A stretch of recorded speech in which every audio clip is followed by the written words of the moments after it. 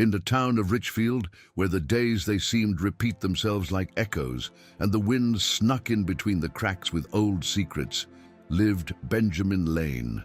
His life officially began at 4 years, when he was adopted by Elena and Gregorio Lane, a couple known for her composure and impeccable house in the North Hill. Nobody I knew where from there was come he child, just arrived with a blanket embroidered with initials foreign, and a look too calm for his age. In he neighborhood, it was said to be special, but not in the kind sense. He spoke little, almost nothing, but he mumbled in his sleep. Sometimes in a low voice he said phrases that made your hair stand on end, the Elena's skin, as if they were not his. My mom is in he well. At first, it attributed to nightmares or things that the child there was heard in the television.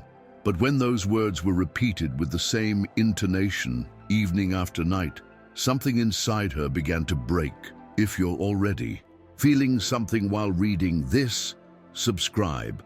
Stories like this deserve to be told and heard. Gregory, for his part, did not allow questions. He was a man of face-polished, measured voice and hands that knew how to hide documents with the same skill with the one who prepared bank reports.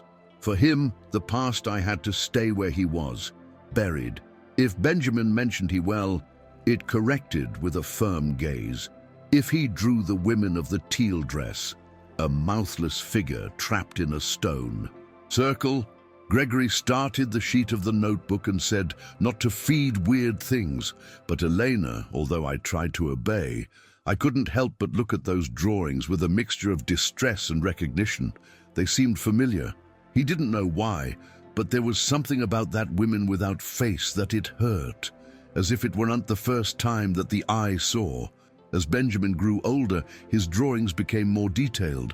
The woman of the blue-green dress was no longer alone. Sometimes appeared with a reliquary in the hand, others times hugging a swaddled baby in an embroidered blanket. Elena kept those papers secretly, hidden among the gardening books, without to say anything to Gregor. One afternoon, while cleaned he attic, found a box old among her husband's junk. Inside, there was a rusty locket, identical to the one Benjamin had begun drawing weeks earlier. He also found a photograph of a woman pregnant, with the same dress that appeared in the drawings. The artist, he shrank. He didn't say anything immediately. He just put the box in the background of the closet and that night sat next to Benjamin while I was sleeping, listening as he murmured again, "My mom is in he well." Was so when Elena began to investigate for her account. He searched in files old people of the people, spoke in a low voice with the librarian and with a retired nurse who had worked in the hospital 20 years. The name appeared first as a whisper in a birth record, Rosa Maria Quiñones, a young woman who disappeared shortly before Benjamin came into their lives. She had lived alone in a house at outskirts, had been pregnant, and a day simply ceased to exist. Nobody. He had searched too much. It was said that he had left of his own free will, but Elena could no longer believe in those versions. Rosa Maria was not an invention, and the green dress was not a coincidence. Everything pointed to that woman was Benjamin's mother. And if it was true what he had repeated for years, then Rosa Maria never left. She was there, underground. Elena confronted Gregorio one Sunday night when he was returning from the chess club with his scent of expensive whiskey and imported cologne. He showed her the box, the drawings, the photo, the reliquary. Gregory did not raise the voice. It just stayed motionless, with the gaze fixed on the image of Rosa Maria, as if the past it would have reached without prior warning. "You don't know what you're doing, Elena." It was the only thing he said before locking himself in her office. But for Elena, it was too late to back out. The silence that had sustained his decades-long marriage was beginning to fall apart. That night, he didn't sleep. He sat in the Benjamin's room, seeing as the teenager was breathing with tranquility, without knowing that the world that had protected was about to break. The request to reopen the well was the beginning of a silent scandal. Nobody. I wanted to remove the land of the yard rear of the Quinones, an abandoned property sold 3 times, but that everyone avoided. The city council, he asked for formal reasons, and Elena gave the Benjamins drawings. At first they laughed, but then, when they compared the dates, the names and stories, some officials began to get restless. The mayor authorized the excavation just to close the case. It was a cloudy day when they arrived, the machines, discreet, with only 3 neighbors watching from the distance. When removed the concrete cover and lowered a flashlight to the bottom of the well, the silence of the town became dense. There, several meters underground, was what Benjamin had said since childhood. A woman hugging something small, wrapped up in a teal dress with a locket between the fingers. The news ran like a sticky whisper between the walls of Richfield. It didn't make the front page of any newspaper, but in every store, on every park bench, there was talk of the woman of the well. Nobody, he said his name out loud. Some, they claimed not to remember anything. Others, however, went down the head with shame when crossing with Benjamin.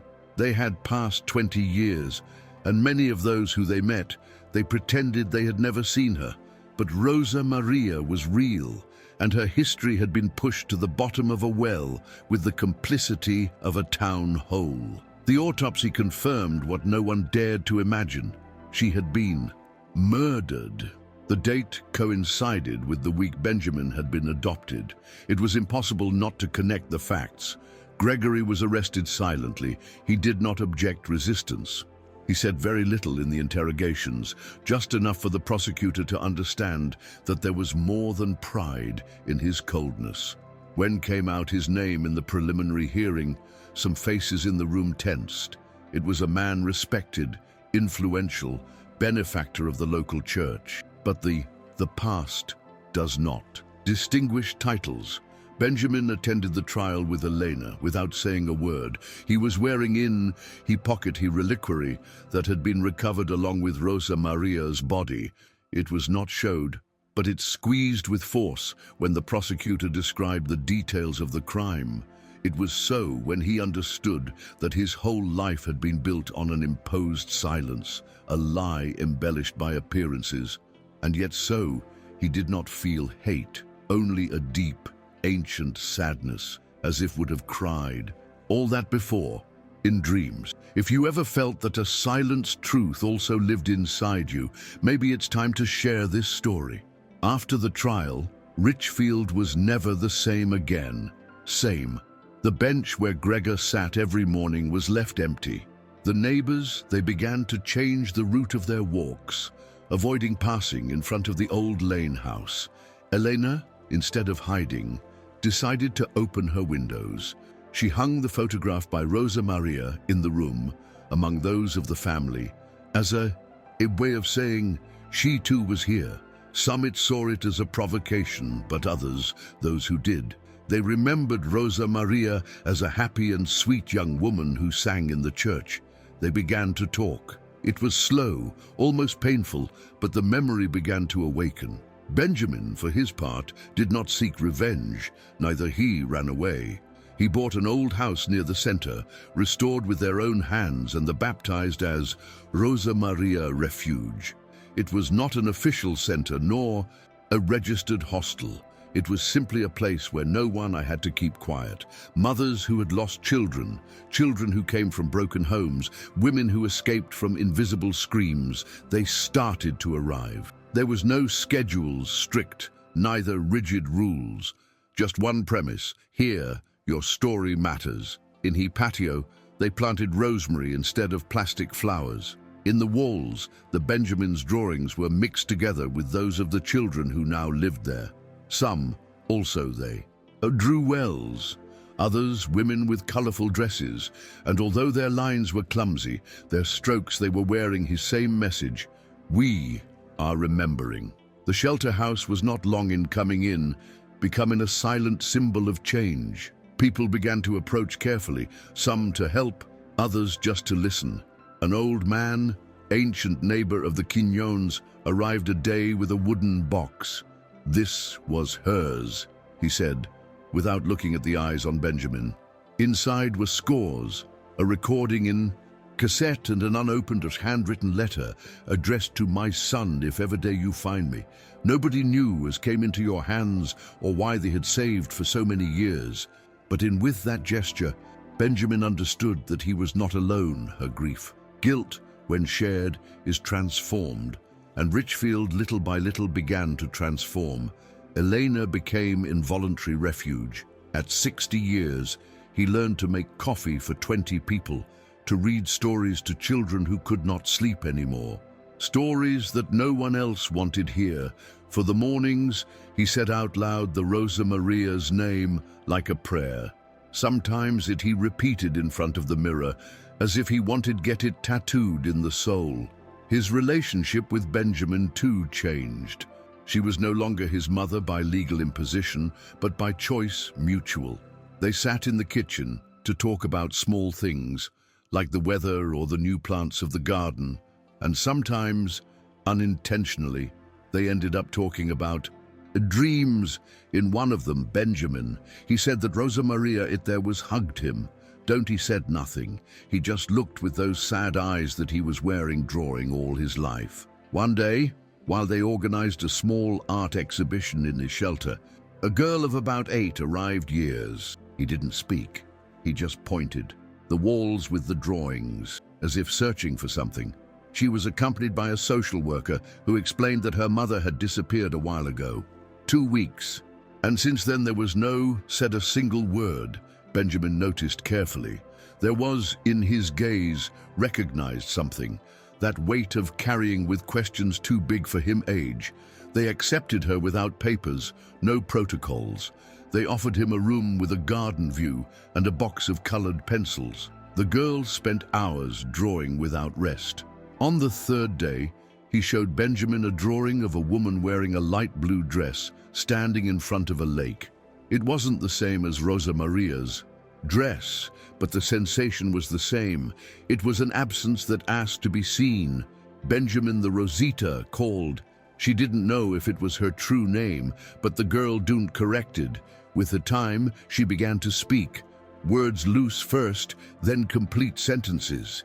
He hummed melodies without lyrics, very similar to the ones he used to hear in dreams. Elena said it was a sign that Rosa Maria, in some way, had returned in that girl. But Benjamin did not believe in reincarnations. I believed in the force of memory, in the ties invisible ones that unite wounded people. He legally adopted Rosita a year afterward, and with each document, each signature, he felt he was closing a circle, not one of pain, but one of rebirth. Patio. Next to the rosemary, Rosita began to plant jasmines. With the passage of the years, the Rosa Maria shelter became in much more than a safe house. It was a kind of sanctuary for the forgotten, the displaced, those who had never had a place where they felt seen. Retired teachers offered art classes, therapists donated listening hours, and volunteers from other cities. They came just to learn how to heal from memory. A local journalist wrote an article titled, "The Boy Who Dreamed with the Truth." And although Benjamin asked not to publish, in the end he agreed. Not out of vanity, but because he understood that every time someone counted his history, another person found the value of counting the yours. Since then, letters began to arrive from all over the country. Some they brought testimonials, others just a thank you. One day, Benjamin received an unexpected visitor. It was the Rosa Maria's sister who had emigrated to another state decades ago, convinced that her sister had left voluntarily own. When read about it, Refuge took a 2-day bus and arrived with a backpack and a box full of old letters. The two women looked alike, not in his face, but in the way of looking, direct, without evasions. They hugged for minutes, and Rosita, who didn't understand who was that at all woman, her took the hand as if already the new. They passed the afternoon listening recordings of Rosa Maria singing, reading fragments of her diaries, discovering who had been beyond the victim. It was an emotional reconstruction, and at dusk, they lit a candle in a corner of the garden where there once was a well, not out of mourning, but out of love. The candle they lit that Night did not go out until the dawn, and when it did, Rosita said in a low voice that there was dreamed with a woman who sang while you braided her hair. I had warm fingers, he whispered. No one said nothing, just that they looked with tenderness. Since then day, every anniversary of the Rosa Maria's discovery became in a small ceremony. There were no speeches or photos, just silence, songs without letters, and the sound of wind between the trees. Some people of the town began to attend also. At first, timidly, without talk a lot, but with the years, they were encouraged to tell what they knew, what they saw, what they kept quiet. There was regret, yes, but also a sincere desire to heal. Gregory, in the prison, he aged quickly. He received no visitors or correspondence. Only once, years after the conviction, he wrote a letter addressed to Benjamin. He did not ask sorry. I was just saying, I loved in my own way, but I didn't know how that do with that. Benjamin, the read it once, and then the saved in a drawer. I didn't feel it hate, neither compassion, just a kind of emptiness that no longer hurt, because it had been filled with others' voices, other presences. Elena, for her part, decided not to speak about Gregorio anymore. In their conversations with Rosita, he simply did not exist. It was as if the history of his family, it will start from Rosa Maria, not from the crime, but from the love that survived yet. A school project by Rosita changed an entire cycle in a refuge. I had to present a work on forgotten people who changed his community, while others' children wrote about politicians or historical figures. She chose Rosa Maria, did without drama, with a naturalness that surprised his teachers. He said his history in drawings, interviews, and a short song that had compound humming in front of the garden. When presented his project, some companions cried, others, they, hugged, and that same week, the director of the school visited his refuge to learn more. It was so moved that he proposed to include the Rosa Maria's story in the school archives as part of local memory, not as a tragedy, but as an act of resistance and rebirth. That recognition frame, a before and a after, not only for Rosita, but for all those who lived or passed through the shelter. They painted a mural in the main facade with the words, "Here bloom those that were not heard." Each stroke was made by someone who once felt invisible. Even some ancient neighbors of the Quiñones approached to collaborate in an attempt to redeem himself, although no one knows them demanded. It was as if town understood, at last, that it is not just about punishing the guilty, but about rebuilding what silence destroyed. The shelter was not a monument to pain, but a place where the pain learned to become in strength. And in the midst of all that, Benjamin began to smile more often, not because everything was well, but because finally knew who was. One spring weekend, Rosita found at a fair town a used book with the lid was broken. It was a diary without author, with leaves yellowed and faded ink.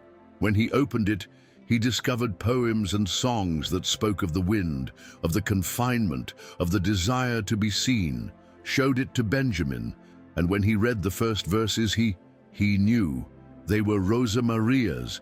He recognized his calligraphy. Nobody knew as there was arrived that notebook up there. Maybe someone it had been saving for years. Maybe someone it had abandoned on purpose.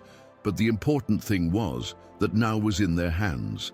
They decided then publish a small one anthology with the texts, illustrated with drawings of Rosita and others, children of the shelter. The book was titled Songs from the Well.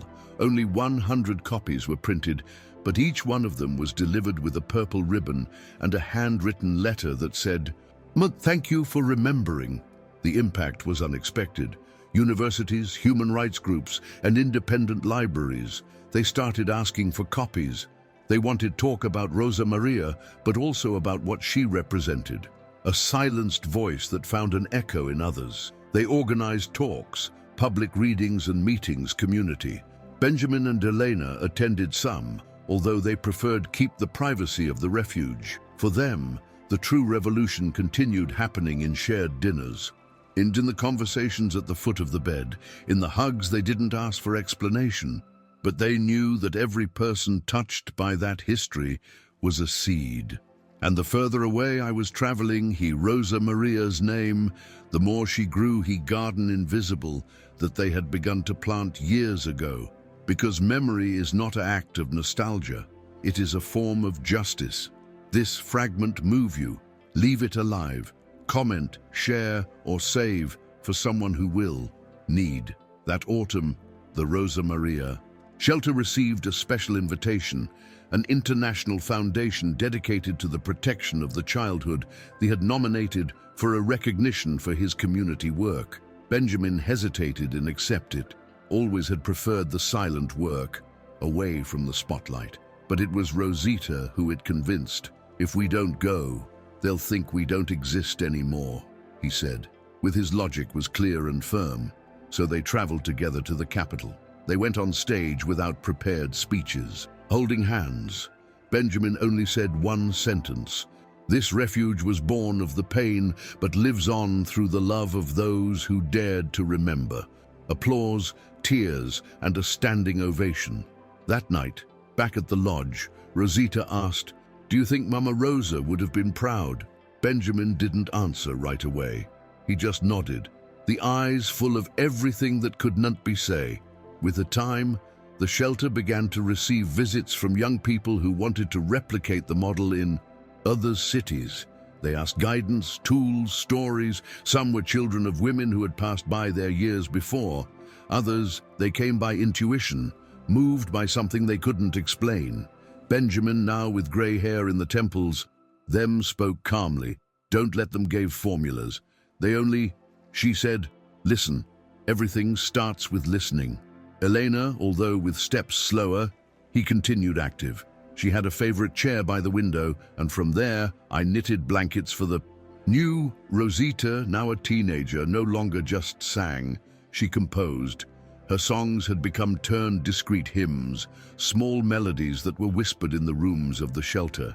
Each note was a way of saying, we're still here. One rainy afternoon, a woman arrived at the shelter, pregnant, soaked, with the torn clothes and the eyes reddened from crying so much. He didn't say his name. He just kept saying, I have nowhere else to go. No one asked more than necessary. They offered him a towel, hot soup, and a clean bed. Weeks passed before he spoke with clarity. It was called April. I had 24 years old and was fleeing a violent relationship. She had never ear talk about Rosa Maria, but knowing his history, cried silently. If she could leave a mark without not even raise the voice, I can start over, he said a day, while helped paint the wall of the garden. April stayed. She had her son in a nearby clinic, with Elena at his side.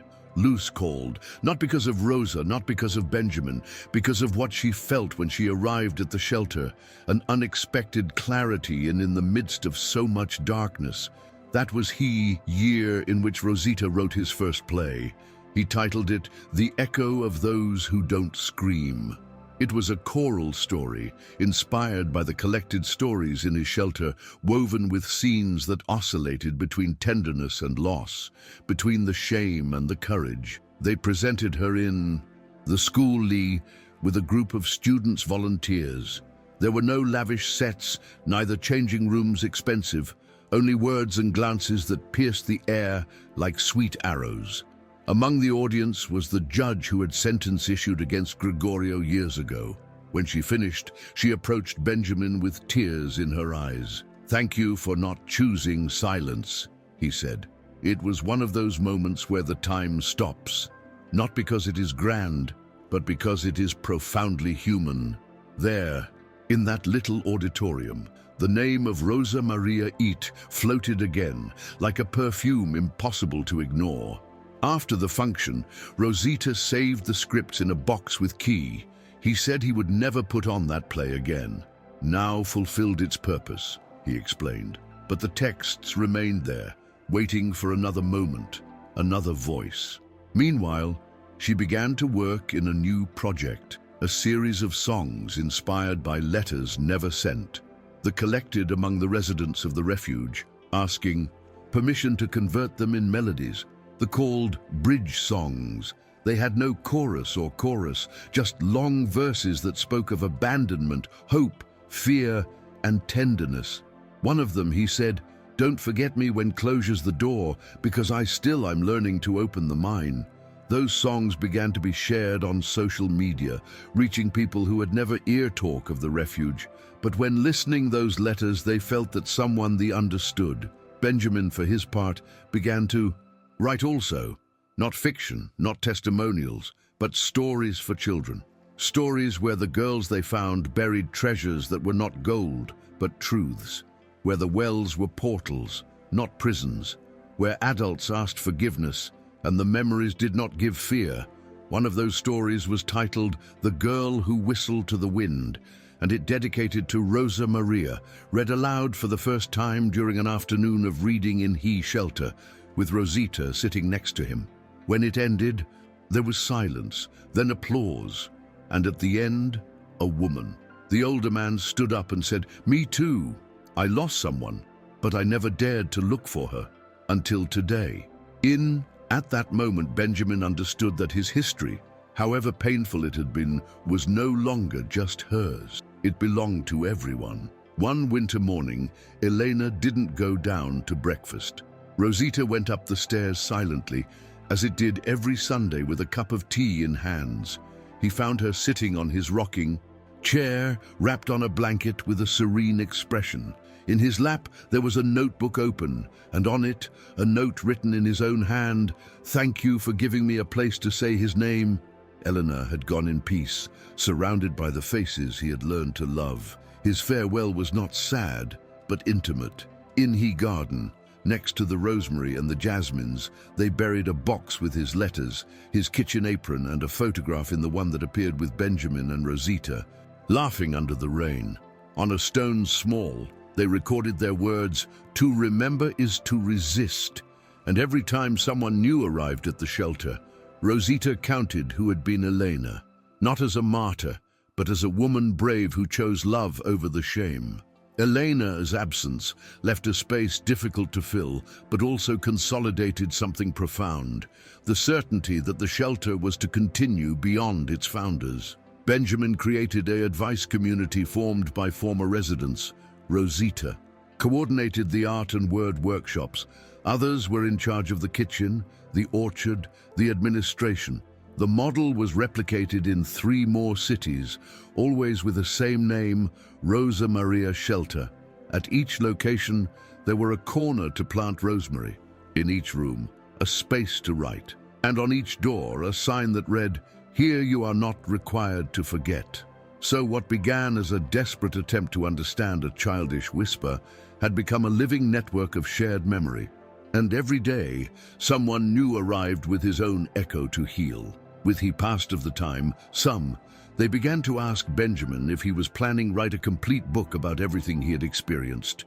He always responded it same, "My story. It is already written in the walls of this place." But a day, while ordered ancient Rosita's notebooks, found a drawing that you made him change his mind. It was an illustration simple, a well with flowers sprouting from within and a woman as silhouette, with mouth open, as if finally could sing. And at the bottom, Rosita had written, "Everything you kept quiet, I will sing." It was so when Benjamin decided to start writing, not from the pain, but from the transformation, not to accuse, but to inspire. The book would be titled "The Well Flourished," and would be a mixture of memoirs, letters, testimonies, and short stories. For months, he wrote in silence, every morning, with a cup of coffee, sitting in front of the window, through which came the breeze that so much I remembered, Rosa Maria. Writing was like walking again, the trails of the past, but this time with light. When ended the manuscript, not it sent it to big publishers, handed it to Rosita. "Do with this what you create correct," he said. She said it read in 3 nights, crying at times, smiling in others, and when finished, he just replied, We are going to make more people listen to this story. Together, they decided publish it independently, with help from friends of the shelter and anonymous donations. The first edition sold out in a week, and so the name of Rosa Maria It returned to the hands of many people, not as a victim, but as the seed of something greater. The launch of the book coincided with a symbolic date, 20 years exact since it had been opened He Well.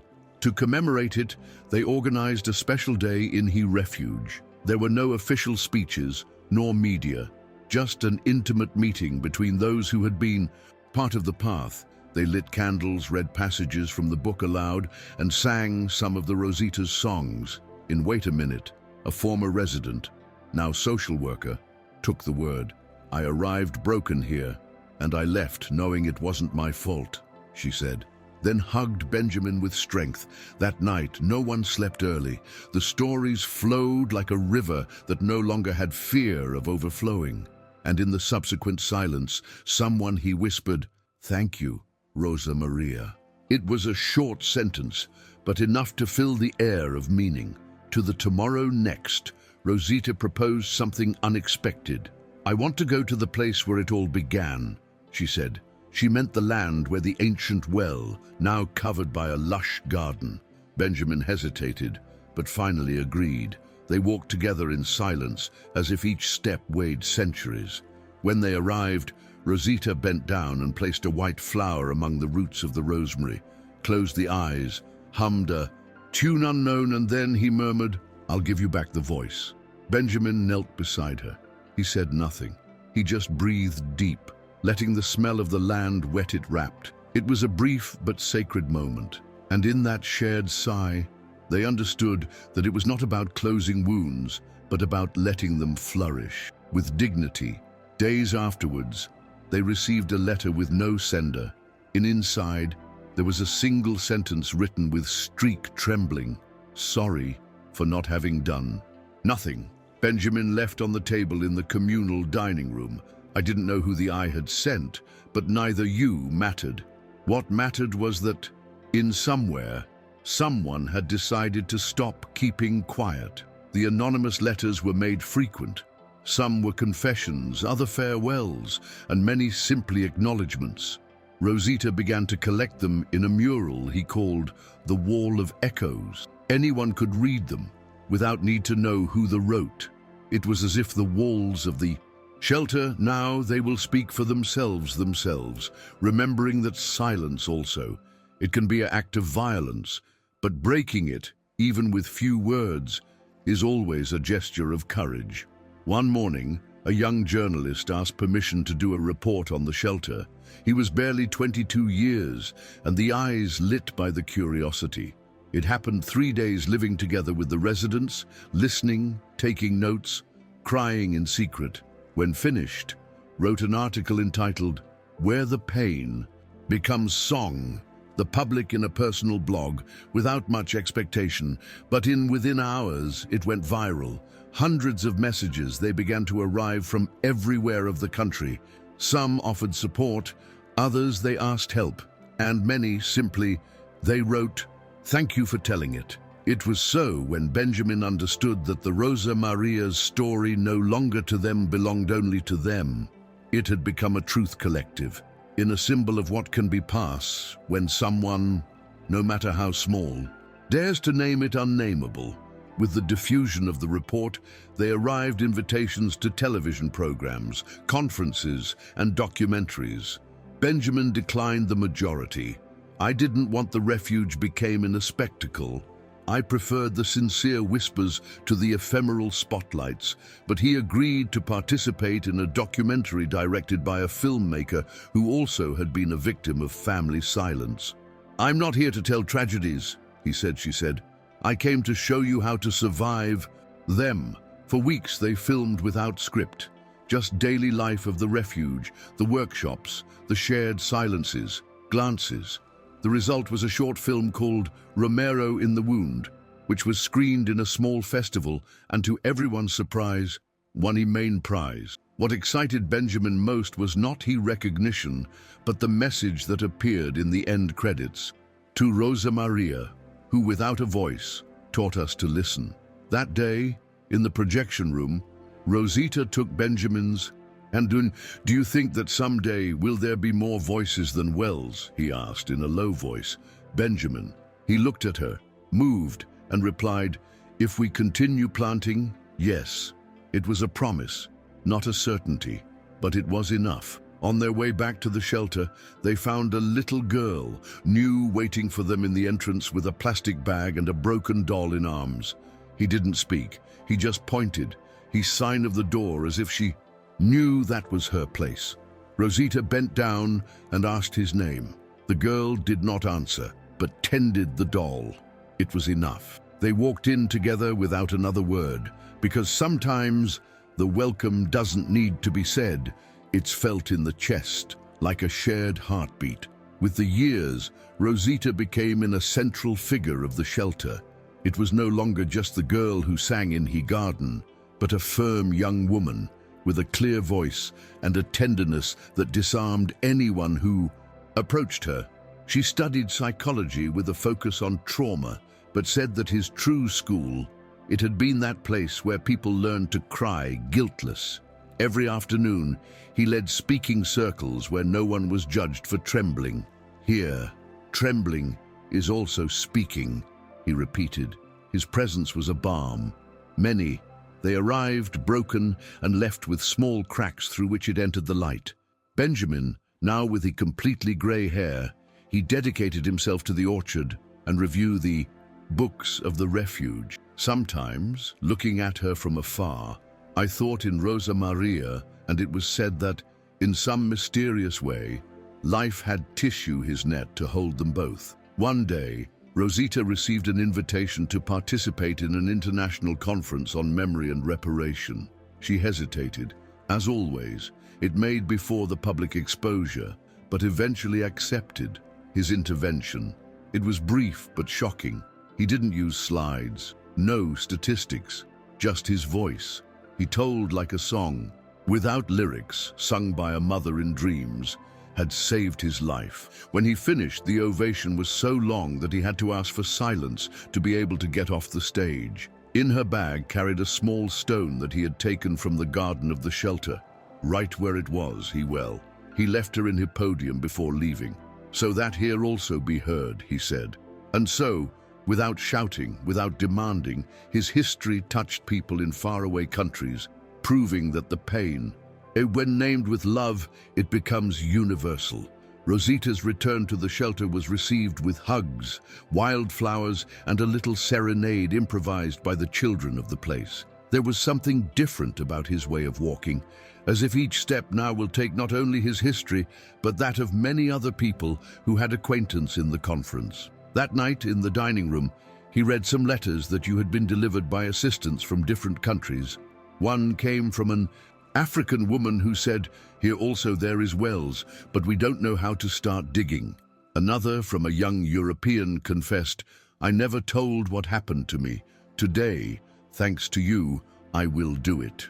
While I was reading, Rosita cried in silence, with the head down and hands shaking. Benjamin came closer and simply, you placed a cup of tea hot in front of her. Sometimes you don't need to say anything else.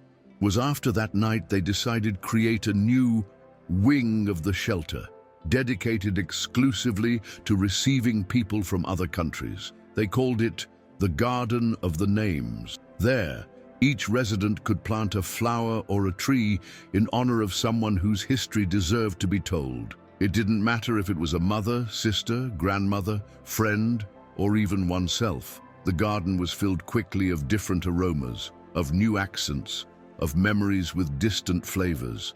Soon the shelter stopped being just a local space. It became a node in a global network of memory and care.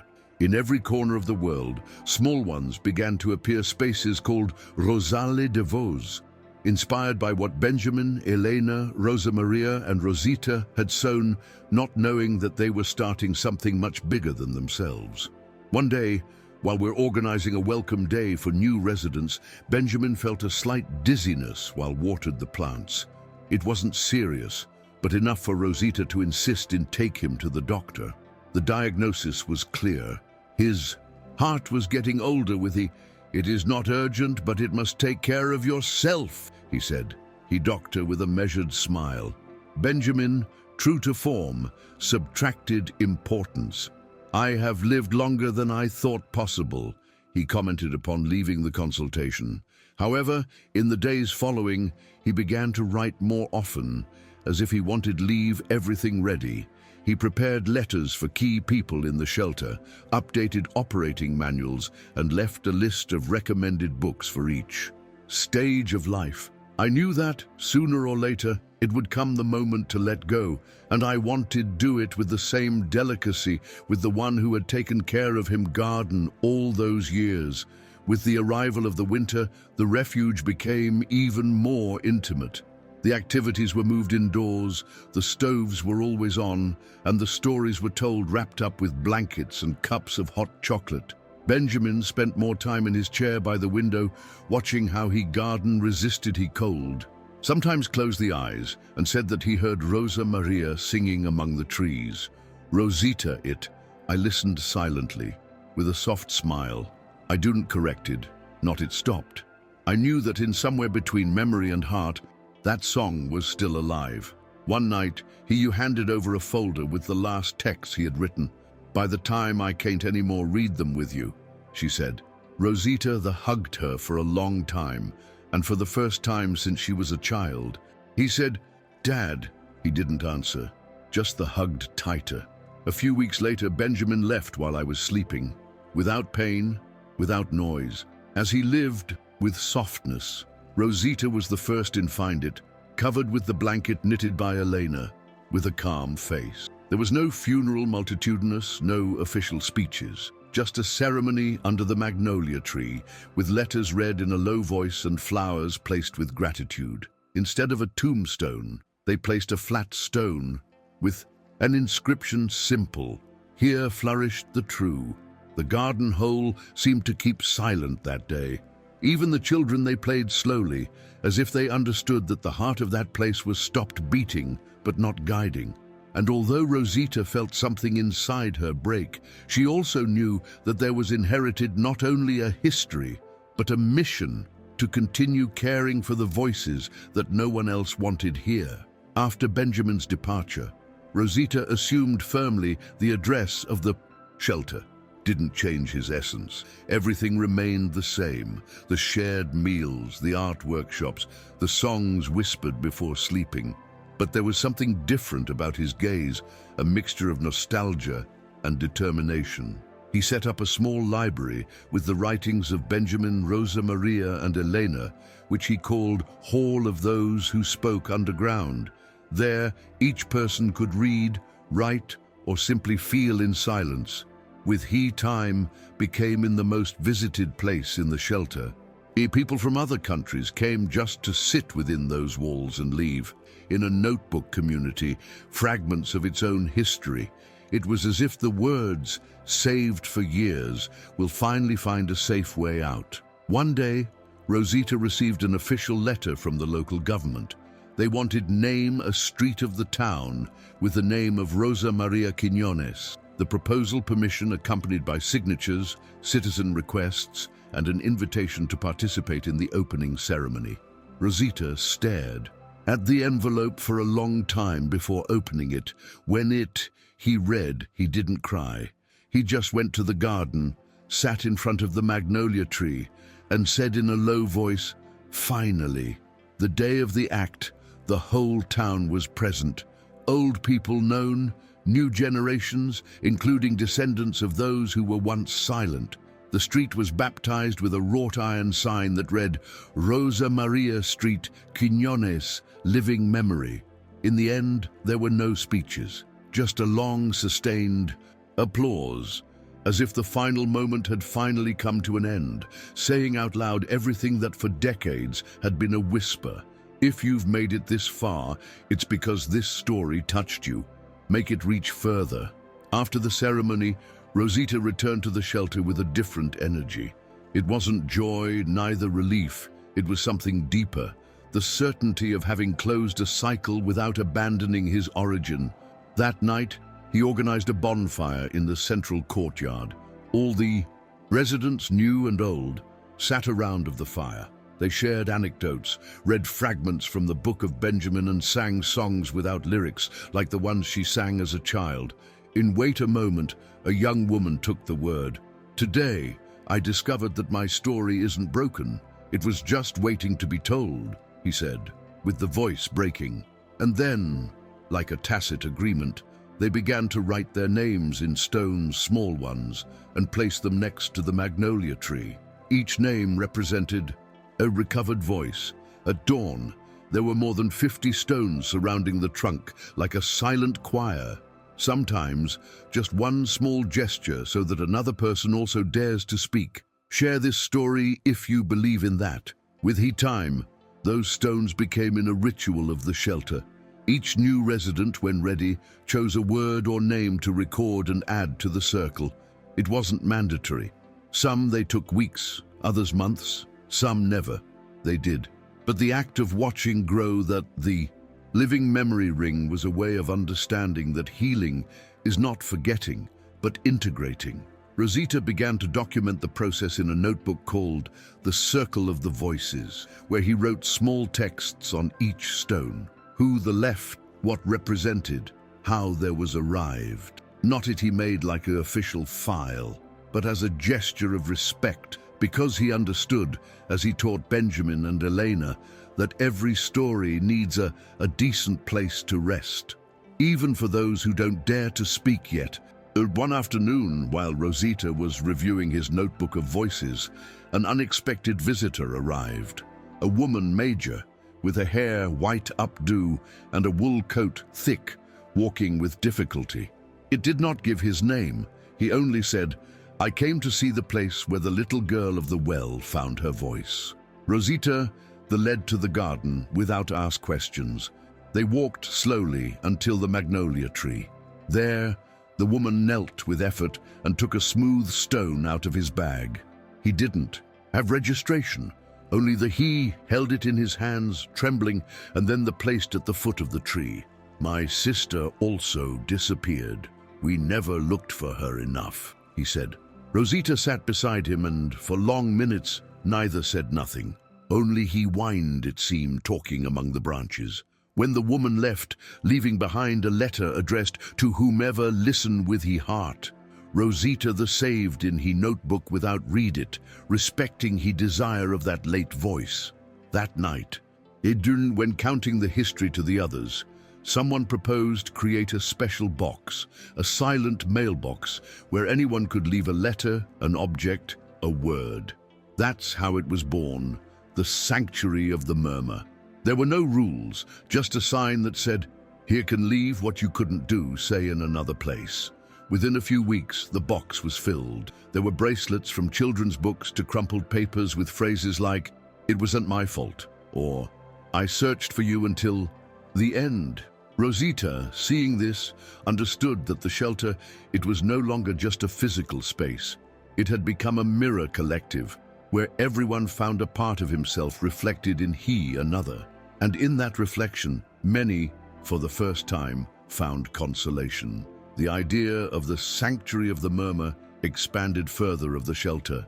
Other cities, they began to replicate it in libraries, squares, train stations, small wooden boxes with recorded phrases in different languages. They appeared as acts of soft resistance. Some they were wearing inscriptions such as "Speak when you can," or "Here, nobody judges." Rosita received messages from distant places, thanking the initiative. "Your voice reached my silence," wrote a teenager from Lisbon. "My grandmother and I, we read the cards together every night," he confessed, a young in Medellin. What there was born as an intimate act, almost invisible, it became a chain of echoes between strangers who recognized each other. In its silent. And so, the story of Rosa Maria, Benjamin, Elena, and Rosita was not only preserved, it continued growing, reinventing itself in others' hearts. With each new letter that arrived, Rosita reinforced his commitment with the present. "I knew that the past could not change, but yes, could to resignify itself." In a notebook, new, began to write ideas for a future training center where people from all over the world could learn about memory, emotional justice, and accompaniment, called School of Deep Listening. The idea was simple: to teach listening without interrupt, without judge, without wanting to repair immediately. Just listen.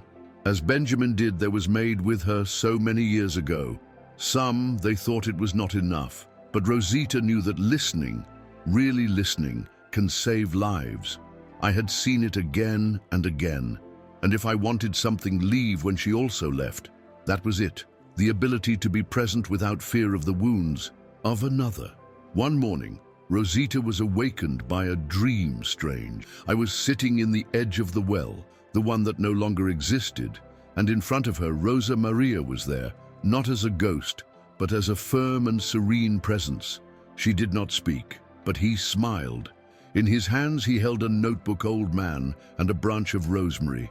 Rosita woke up with a heart beating strong and a feeling of tenderness that lasted all the day. He did not want to interpret the dream, just the wrote in his diary with a phrase at the end: "Sometimes what was buried doesn't want to be dug up, only remembered with love." That day, planted more rosemary in her garden, this time around from the wall of the shelter. He said it was for the wind would take better the names when would pass by. And since then, that aroma has become part of the everyday air of the place. On a school visit to the shelter, an 8-year-old girl, years, asked with curiosity, who was it, Rosa Maria?" Rosita crouched down to her height, took her hand and said, "It was a mother who didn't have time to tell your history, but he left a son that the drew, and with that, the saved."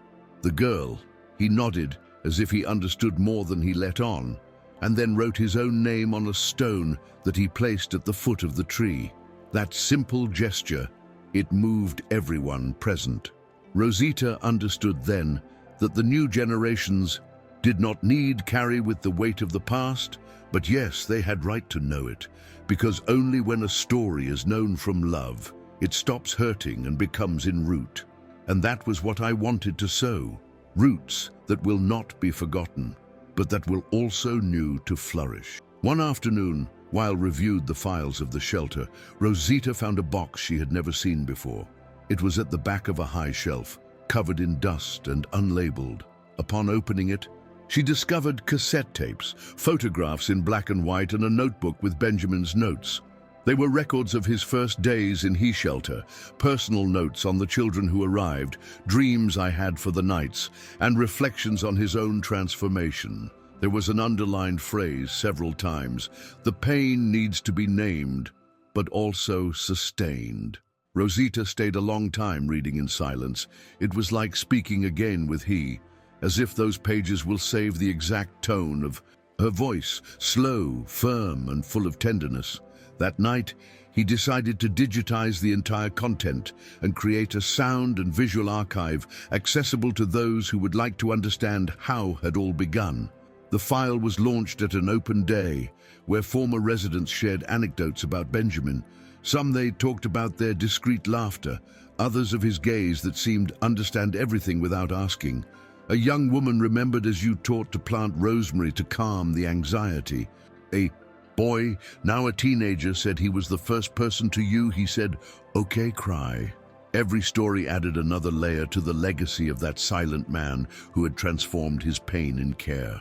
At the end of the meeting, Rosita took the little one up improvised stage and said, "Benjamin didn't save us. He taught us to save ourselves together." No one clapped. Instead, everyone stayed in silence, as if that moment deserved "listen to yourself" same.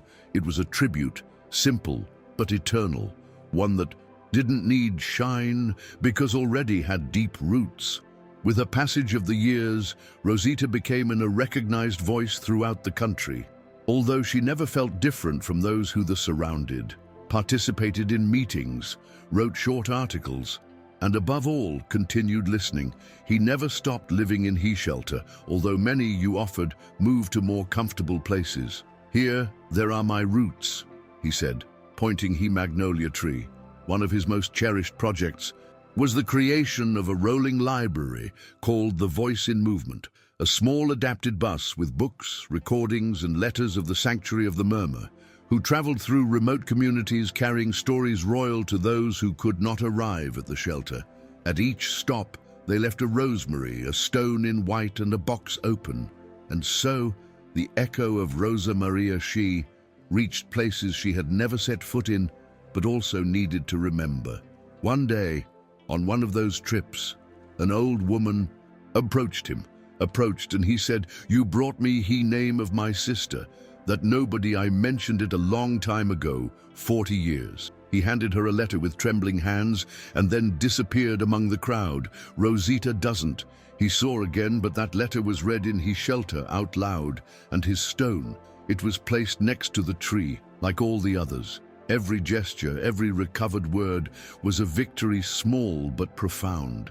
Rosita understood that she wasn't repairing the world, but she was helping some broken corners make sense again. And that was enough, because she learned as a child that great transformations don't come of the noise, but of the insistent whisper of someone who refuses to forget. In the 30th anniversary of the discovery of Rosa Maria, the shelter organized a celebration simple but full of meaning. There was no press or special guests, just the people who had passed by there at some point in their lives. Some traveled from afar. Others arrived for the first time, guided by the story that was already almost legend. Rosita prepared a circular ceremony. There was no scenery, no protagonists, just a space common where everyone could count, sing, or remain silent. Someone recited a poem. Another person shared a drawing. A child, he left a note that said, "Thank you for not leaving her alone," and when fell. In the afternoon, everyone held hands around of the magnolia tree. They said nothing. They let the wind did his job. That and night, Rosita walked alone through the garden. He touched every stone, caressed the leaves of the rosemary, and stopped in front of the wrought iron sign with the name of Rosa Maria, closed the eyes, and breathed deep. There were times when the whole path traveled appeared as a mosaic of faces, voices, absences, and hugs. And although sometimes he fatigued the reached, also I felt a certainty that was impossible to deny. Everything was worth it, the pain. He remembered the Benjamins' words in one of his first notebooks, "The well is not the end. It is the principle of what we decided to get out of it." And at that moment, Rosita understood that her work would not end. With she, others would come, others' voices would follow. Because when the true blooms, already nobody can bury her again. Time later, a young volunteer from the refuge called Alma asked permission for Rosita to write a children's book inspired by the Rosa Maria's story. She wanted tell it in a way that wouldn't scare, but would teach the children who true tea, even if it hurts, also can heal.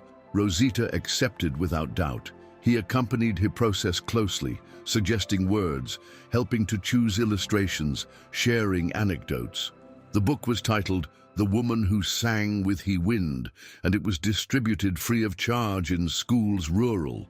The teachers used to talk about memory, empathy, and courage. Some children, at the end of the reading, they asked if they could plant a flower in honor of Rosa Maria. Thus, in different corners of the country, small school gardens began to appear with a plaque that read, "Here we also sing his name." One afternoon, Rosita received the visit of a shy young man with a guitar in his back. He told her that he had read about its shelter and that there was composed a song inspired by he, with a trembling voice. He asked permission to touch her in he garden. Rosita it accompanied to the magnolia tree, where he sat in. He ground and began to sing. The lyrics spoke of wells, of rosemary, of women voiceless that flourished in he, I remember. When she finished, Rosita applauded, in silence, with the eyes shining. Then it hugged him, and he said, "Thank you for following the melody." It was a simple phrase, but full of meaning, because at that moment, he understood that there was no longer any need to protect the story.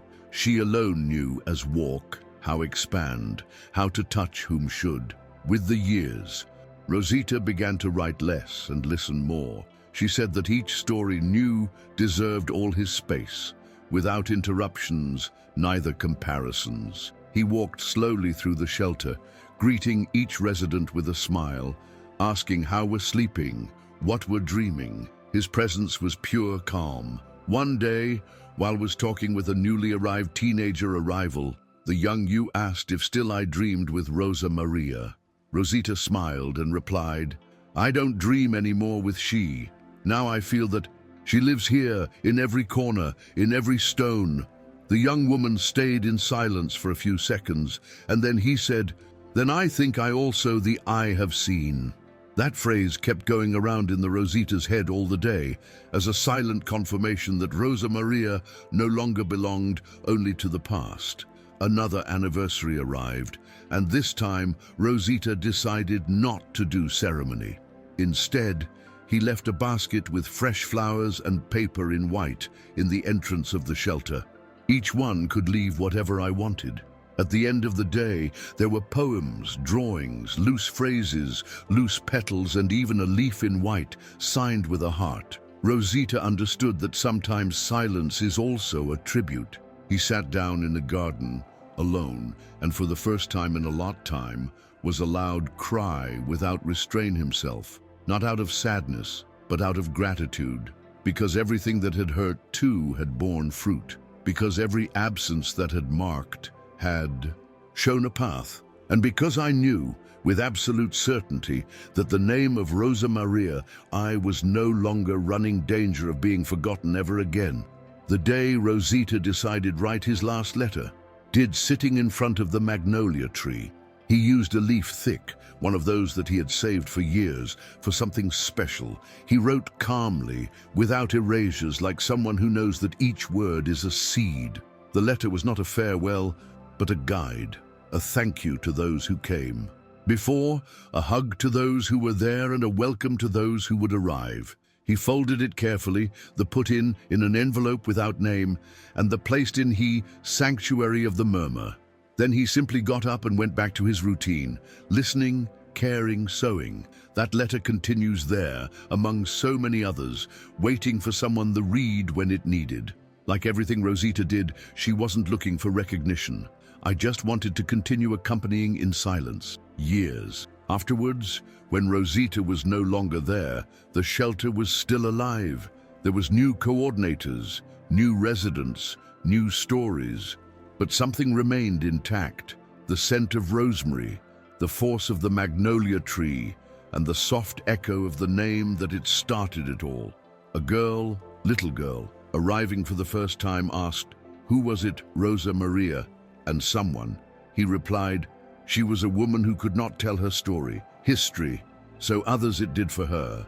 The girl looked garden with curiosity, and, without after saying nothing more, he bent down and picked up a stone. He held it against his chest, as if he knew exactly that do with she. Because in Richfield, what began as a whisper in the mouth of a child, he turned a song that no one could remain silent again, a song sown in solid ground, watered with tears, sustained by love. And although the justice he arrived late, he wind still carry he named after Rosa Maria by the hallways of the refuge, for the unsigned letters, for the songs without lyrics. It reaches the trembling hands, the ears wounded, to the hearts seeking to beat again. It comes and stays. If anything from this story I'm with you, do it flourish in other heart. Share, comment, or simply don't forget it.